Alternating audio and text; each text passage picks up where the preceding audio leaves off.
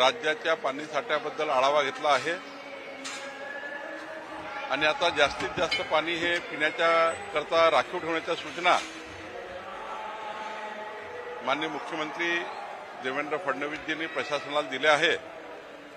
त्याचा एक चार्टही तयार केला आहे की कुठल्या धरणात किती पाणी असेल, काय असेल आणि कसं त्याचं नियोजन करायचं। मला वाटतं जे काही आम्ही नियोजन केलं आहे त्या आधारावर मला असं वाटतं की 100% जी काही परिस्थिती आहे टंचाईची त्या परिस्थितीला सरकार चांगल्या पद्धतीने निवडण्याचा प्रयत्न करेल आणि जो काय आता जलसाठा तयार होईल यावर्षी थोडा उशिरा पाऊस पडतोय पण जलसाठा जो येईल त्याला थेंबन थेंब पाणी वाचवणे, थेंबन थेंब पाण्याचं नियोजन करणे ही योजना आम्ही तयार केली आहे। ऑपरेशन टायगरची चर्चा सुरू आहे। भाजप याच्याकडे कसं बघतं? सगळ्यात महत्त्वाचे 6 खासदार शिंदेकडे जात आहेत। शिंदेची ताकद वाढणार तर ऑब्व्हियसली सीएम पदावर क्लेम केला जात आहे त्यांच्या नेत्यांकडनं। मला ऑपरेशन टायगर बद्दलची काही माहिती नाही। ऑपरेशन टायगर काय आहे ही माहिती नाही, त्याचं नाव काय आहे ही माहिती नाही। त्यामुळं याबद्दलची माहिती नसल्यामुळे या विषयावर बोलणं काही योग्य होणार नाही। संजय राउत आरोप लगा कि बीजेपी एक सांसद को 50-50 करोड़ रुपए दे रही है। बीजेपी का क्या रिलेशन है, संबंध है? हमारा कोई संबंध नहीं है। हमको टाइगर ही मालूम नहीं है, ऑपरेशन टाइगर भी मालूम नहीं है। किसने ये लाया, क्यों लाया, ये भी नहीं मालूम। लेकिन बीजेपी का कोई संबंध नहीं है। बीजेपी कभी भी इस इशू को बीजेपी ने कभी ये इशू को हाथ में लिया नहीं है और एकनाथ शिंदे जी का निर्णय एकनाथ शिंदे जी करेंगे, उद्धव ठाकरे जी का निर्णय उद्धव ठाकरे जी करेंगे। उद्धव ठाकरेजींनी लोकसभाध्यक्षांना पत्र दिलेलं आहे की जे खासदार जाण्याची भीती आहे त्याबाबतचं हे पत्र आहे। उद्धव ठाकरे गटाला भीती आहे की आपले खासदार जात आहेत? उद्धवजीला माहीत आणि एकनाथ शिंदेजीला माहीत। त्यामुळे भारतीय जनता पार्टीचा काही संबंध संपूर्ण या विषयाशी नाही। त्यामुळं भारतीय जनता पक्षाला गोवणे किंवा आमच्या नेत्यांना गोवणे काही योग्य नाही किंवा आमच्या नेत्यांना याबद्दल आमच्या नेत्याबद्दल काही टीका टिप्पणी करणे किंवा आम्हाला जी विषयात आम्ही नाही आहोत त्या विषयात बोलणे काही योग्य नाही। नरेंद्र बोंडेकर असं म्हटले की आमच्या नेत्याची ताकद वाढत आहे। देवेंद्रजी दिल्लीत जाणार, देशाचा नेतृत्व करणार, आमचे नेते एकनाथ शिंदे मुख्यमंत्री होणार। तुम्ही कसं बघता? असं आहे, नरेंद्र भोंडेकरने आपल्या भावना व्यक्त केल्या असतील, भावना व्यक्त करायचे अधिकार आहे। पण आज तरी मला वाटतं राज्यामध्ये मुख्यमंत्री देवेंद्र फडणवीस यांना मॅन्डेट मिळालं आहे। मोदींच्या नेतृत्वामध्ये देवेंद्रजी आज मजबूत मुख्यमंत्री महाराष्ट्राचे आहे आणि आज राज्याच्या विकसित राज्याच्या भूमिकेला देवेंद्र फडणवीसजी हे अत्यंत महत्त्वाचे लोकनेते, अत्यंत सक्रिय मुख्यमंत्री आणि या राज्याला मजबूत असे मुख्यमंत्री आहेत। त्यामुळे आज तरी कुठल्या विषयावर चर्चा करून उपयोग नाही आहे। महाराष्ट्रात झपाट्याने विकास देवेंद्रजींच्या नेतृत्वात होत आहे। अशा परिस्थितीत भाजप देवेंद्रजींना दिल्लीत घेऊन जाईल अशी स्थिती सध्या तरी आहे। काय वाटतं? तुमच्या माझ्या हातात काही आहे का?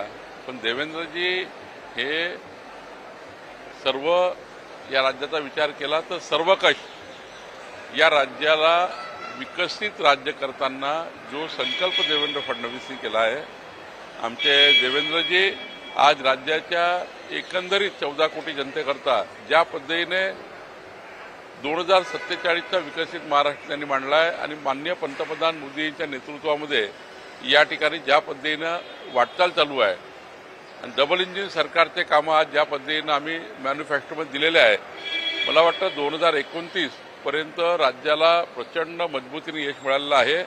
मुख्यमंत्री पदाबद्दल चर्चा करणंच योग्य नाही आहे, चर्चेचा विषय नाही आहे आणि खऱ्या अर्थाने याबद्दलच्या पत्रकारांनी चर्चा करू नये। पत्रकारांनी विकसित महाराष्ट्राकरता देवेंद्र फडणवीसजीच या राज्याचे मुख्यमंत्री आहेत असाच त्या ठिकाणी कयास ठेवून पुढचा तुमचाही कार्यकाळ चालू ठेवा। गेल्या वेळेस हे बंड झालं तेव्हा उद्धवजींना आपले आमदार खासदार सांभाळता आले नाही अशी चर्चा होती। आता ही तीच टीका होते की उद्धवजींना आपले खासदार सांभाळता येत नाही। संजय राऊत भाजपवर टीका करत असतात आणि त्यांचे खासदार त्यांना सोडून चालले। मला असं वाटतं की उद्धव ठाकरेजींनी आपला पक्ष सांभाळावा, एकनाथ शिंदेजींनी आपला पक्ष वाढवावा याबद्दल कुणाची काही ना नाही आहे। त्यांनी आपल्या पक्षाचे निर्णय करायचे। आता उद्धव ठाकरेजींना आमदार खासदार का सोडून चालले त्यांनी आत्मचिंतन करायचं आहे। ते कुठं जात आहे, का जात आहे, कशामुळे जात आहे। पण भारतीय जनता पार्टीचा या संपूर्ण कुठल्याही ऑपरेशन कुठलाही त्या ठिकाणी फोडाफोडीचा संबंध नहीं। सर यूबीटी का कांग्रेस में मंच हो रही है क्या? मैं आपको अभी अभी कहा है कि भारतीय जनता पार्टी का कोई संबंध नहीं है। उद्धव ठाकरे जी के एमएलए एमपी कहाँ जा रहे, क्यों जा रहे, क्यों उनको छोड़ रहे, क्यों ऐसी परिस्थिति निर्माण हुई है, इसके लिए हम भारतीय जनता पार्टी करके क्या हमारा वजूद है। पार्टी उद्धव ठाकरे जी देखे और एकनाथ शिंदे ही देखे। संजय राउत ने आरोप लगाया 25-25 करोड़ में एक खासदार खरीदे जा रहे हैं। अब संजय राउत जी को अगर ये बात की उनके खासदार पैसा ले रहे, ये ले रहे, ये बात मुझे लगता है कि खासदारों के बारे में और आमदारों के बारे में, विधायक और सांसद के बारे में ऐसे आरोप लगाना ठीक नहीं है कि कोई एमएलए एमपी केवल पैसा लेकर ही अपना भूमिका बदलता है। अनेक कारण होते हैं भूमिका बदलने के, और मुझे लगता है कि पैसे के आधार पे उनकी बदनामी करना ठीक नहीं है। ढूंढना चाहिए क्या कारण होगा कि हम लोगों के पास जो एमएलए एमपी क्यों छोड़ के जाते हैं। अगर बीजेपी में कल कुछ कम ज्यादा हुआ तो हमारी जवाबदारी होती है, अपनी अपनी पार्टी की जवाबदारी है। तो हमें खुद को पहचाने, खुद को देखे कि हमारा क्या चल रहा है।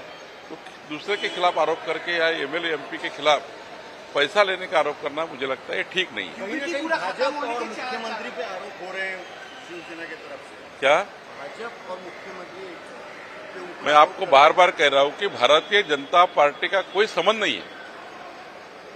उद्धव ठाकरे जी को उनके एमएलए एमपी क्यों छोड़ के जा रहे, उद्धव जी जाने, और एकनाथ शिंदे जी के पास जा रहे तो एकनाथ शिंदे ही जाने। भारतीय जनता पार्टी का कोई संबंध नहीं, हमारे मुख्यमंत्री का कोई संबंध नहीं, हमारे कोई नेताओं का संबंध नहीं, ना दिल्ली से ना गल्ली से। इसलिए इसका रिलेशन केवल उद्धव जी और एकनाथ शिंदे जी से है। तो बीजेपी उसको क्यों घसीटे बीजेपी को? आने वाले दिनों में यूबीटी महाराष्ट्र से क्या खत्म हो मुझे नहीं मालूम, किसी पार्टी का आकलन करना मेरा काम नहीं है।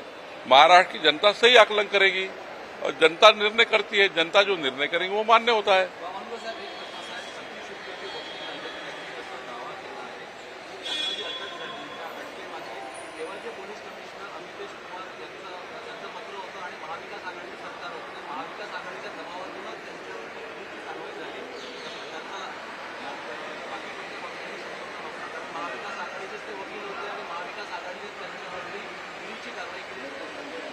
माननीय ॲडव्होकेट सतीश उकेजींनी इतकं महत्वाचं जर विधान केलं असेल, त्यांच्या अटकेच्या मागे कोण कोण आहे, उद्या तेही स्पष्ट करतील की कोण व्यक्ती आहे तो।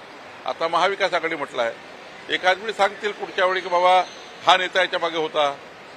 ते स्पष्ट व्यक्ती आहेत। मागेही त्यांनी आमच्या विरुद्ध भूमिका पुकारली तर आम्ही त्यांना काही थांबवलं नाही। ते सत्तेची भूमिका नेहमी मांडली आहे त्यांनी। काही ठिकाणी कमी जास्त होत असतं, पण त्यांनी जर इतकी मोठी भूमिका मांडली आहे याच्यामध्ये उद्या तेही सांगतील की कोणाच्या मागे आहे। लाखो वारकऱ्यांचं श्रद्धास्थान असलेल्या पंढरपूरला तुम्ही 3 हेक्टर जमीन देऊ केली आहे। वारकऱ्यांची सोयी सुविधा होणार आहे, मोठा निर्णय आहे, काय सांगता? मला या गोष्टीचा आनंद आहे की आपल्या सर्वांचं दैवत, महाराष्ट्राचं आराध्य दैवत रखुमाई विठ्ठलाच्या पंढरपूरच्या या पावनस्थळाकरता, तिथल्या विकासाकरता, पंढरपूर विकास आराखड्याकरता जी जागेची मागणी सरकारकडे मंदिर प्रशासनाने ट्रस्टनी केली होती, ती मागणी राज्य सरकारने पूर्ण केली। माननीय मुख्यमंत्री देवेंद्र फडणवीसजी यांनी सूचना दिली होती की पंढरपूर देवस्थान हे आपलं त्या ठिकाणी हृदयस्थान आहे। वारकरी संप्रदायाकरता अत्यंत महत्वाच्या या स्थळाला जो काही मदत, जे काही करावं लागेल, जागा द्यावी लागतील, त्याला निधी द्यावा लागेल, या साऱ्या गोष्टी माननीय मुख्यमंत्र्यांनी या ठिकाणी आश्वासित केल्या होत्या। त्याप्रमाणे आज महसूल विभागाने पंढरपूर विकास आराखड्याकरता आणि देवस्थानच्या मागणीला मान्यता दिलेली आहे। त्यांना आता जी जागा दिलेली आहे ती जागा त्यांना आता आम्ही हँडिंग ओव्हर करणार आहोत आणि त्यातनं जो संकल्पित प्रकल्प आहे तो पूर्ण होणार आहे। Like, share and subscribe. Test Tech News. Stay tuned for the latest updates.